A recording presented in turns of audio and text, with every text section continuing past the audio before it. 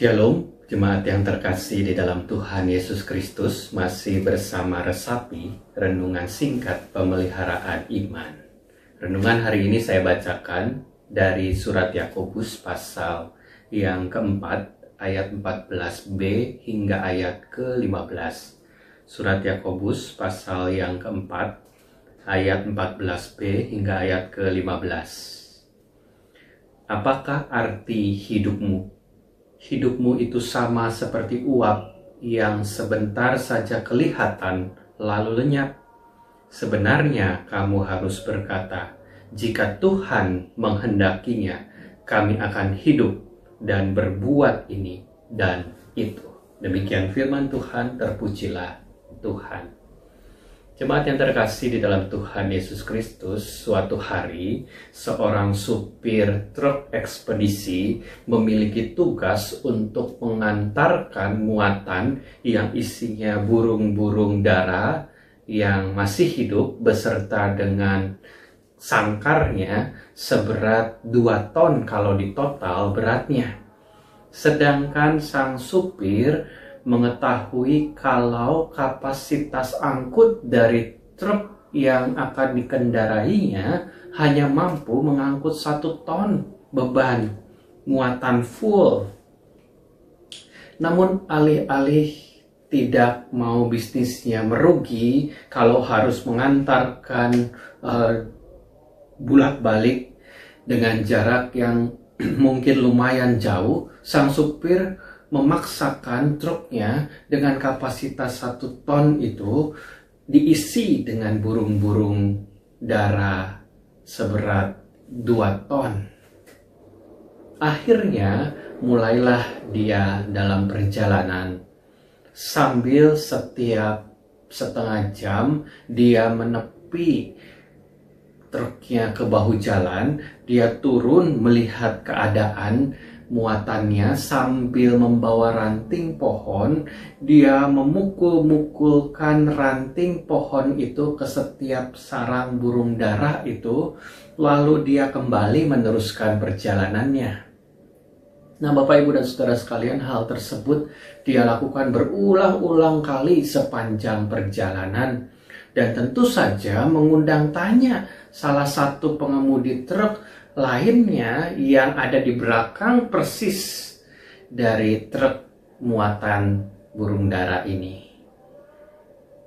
Saking penasarannya, di pemberhentian yang kesekian kalinya, pengemudi lain yang selalu mengikutinya dari belakang ikut berhenti ketika sang supir menepi dan kembali memukul-mukulkan ranting ke sangkar dari burung dara itu dan bertanya, apa yang kamu lakukan? Kenapa kamu berbuat seperti itu? Sang supir menjawab dengan antusias, karena truk yang saya kendarai ini mengangkut beban yang overload, maka laju truk saya tidak maksimal. Nah, di saat itulah saya menepi dan saya memukul-mukulkan kandang burung dara itu dengan ranting. Supaya apa? Supaya burung-burung dara yang ada bisa berterbangan di sekeliling sangkar. Dan artinya kalau setengah saja dari burung-burung itu berterbangan di dalam sangkarnya, maka beban yang dipikul oleh truk itu menjadi berkurang. Kalau setengahnya ya berkurang 1 ton. Dan truk itu bisa melaju kembali. Dan begitulah yang dilakukan supir itu setiap kali kendaraannya terasa berat. Bapak, Ibu, dan jemaat sekalian, antara kreatif dan terlalu kreatif dan konyol, ya bisa 2 sisi kita melihatnya. Namun dari cerita tadi, bukankah di dalam hidup yang kita jalani seringkali kita melakukan suatu hal yang melebihi kapasitas diri kita? melebihi kemampuan diri, sehingga membuat kita kelelahan, burnout atau stres, atau hanya demi keuntungan besar kita memaksakan kehendak dan menabrak rambu-rambu yang ada di sekitar kita, mencari jalan keluar sendiri atas apa yang kita hadapi. Bahkan alih-alih setiap mau melakukan sesuatu kita berdoa kepada Tuhan, namun lebih sering kita memaksakan Tuhan dalam isi doa kita untuk memenuhi keinginan kita dan memaksakan diri untuk melakukan hal yang melebihi kapasitas diri. Pasti kuat di dalam Tuhan. Tuhan pasti mampukan saya. Padahal itu melebihi kapasitas diri kita. Daripada kita melakukan seturut dengan kehendaknya. Surat Yakobus mengingatkan kepada kita hari ini tentang apakah arti hidupmu. Hidupmu itu sama seperti uap yang sebentar saja kelihatan lalu lenyap. Artinya di dalam hidup ini, hidup yang singkat dan terbatas ini, kita diminta untuk melakukan sesuatu, mengerjakan segala sesuatunya dengan baik, dengan penuh pertimbangan, dengan penuh pemikiran yang matang, dan dengan perencanaan-perencanaan. Tentunya sesuai dengan kemampuan diri kita. Lebih lanjut di ayat 15 mengatakan, sebenarnya kamu harus berkata, jika Tuhan menghendakinya, kami akan hidup dan berbuat ini dan itu. Artinya Tuhan ingin kita betul-betul hidup, bukan hanya berbuat ini, berbuat itu. Tetapi Tuhan ingin kita betul-betul hidup dan menghidupi kehidupan. Banyak orang yang hidup disibukkan ini dan itu, namun enggak menikmati hidup itu.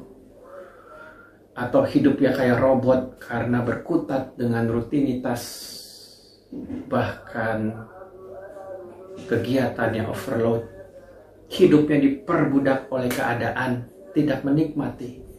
Hidupnya digerakkan oleh uang, oleh target-target pencapaian. Oh, harus mencapai ini. Oleh standar-standar penilaian orang. Oh, saya dilihat orang harus terlihat sempurna. Akhirnya nggak bahagia. Di luar kapasitas. Stres. Akhirnya jatuh sakit. Akhirnya hidup dengan penuh ketakutan, menjadi bahan omongan orang, ketakutan hartanya hilang atau berkurang. Bapak Ibu dan Saudara sekalian, di masa pandemi ini justru mengajarkan banyak hal kepada kita, bahwa sebaik-baiknya apapun perencanaan kita bisa gagal, bisa hancur, bisa hilang, bisa berubah 180 derajat. Tapi orang yang mengandalkan Tuhan bukan berarti tidak akan mengalami semua itu. Bukan berarti dia selalu sukses dan berhasil. Tapi orang-orang yang mengandalkan Tuhan akan dimampukan untuk menjalani kehidupan dalam keadaan terpuruk sekalipun. Mereka tidak akan pernah terlalu kecewa atau terlalu menyalahkan keadaan, bahkan menyalahkan Tuhan, karena mereka hidup sesuai kapasitas dan melibatkan Tuhan dalam setiap perencanaan. Maka jalanilah kehidupan bersama Tuhan sebaik mungkin. Amin. Mari kita berdoa. Bapa di surga, Bapa yang baik, kami bersyukur firman Tuhan mengingatkan kami bahwa di dalam kehidupan kami ada banyak perencanaan-perencanaan yang kami lakukan yang Kami mau selalu mengandalkan Tuhan, sehingga di dalam setiap apapun yang kami lakukan, bahkan ketika kami merasa gagal, terpuruk, atau ada di dalam kesukaran, kami boleh tetap ada rasa syukur karena Tuhan hadir mendampingi setiap kami, sehingga kami pun hidup sesuai dengan kapasitas apa yang Tuhan percayakan kepada kami. Kami jalankan itu sebaik-baiknya. Dan biarlah kami memulai satu hari ini dengan segala perencanaan-perencanaannya, dengan hikmat dan melibatkan Tuhan. Hanya di dalam nama Tuhan kami, Yesus Kristus, kami berdoa. Amin. Jemaat yang terkasih, jangan ambil jalan pintas seperti yang sopir tadi lakukan.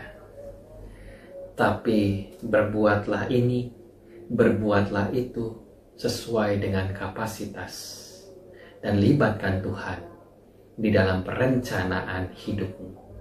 Baru kita bisa menikmati betul-betul akan kehidupan. Tuhan Yesus memberkati kita sekalian.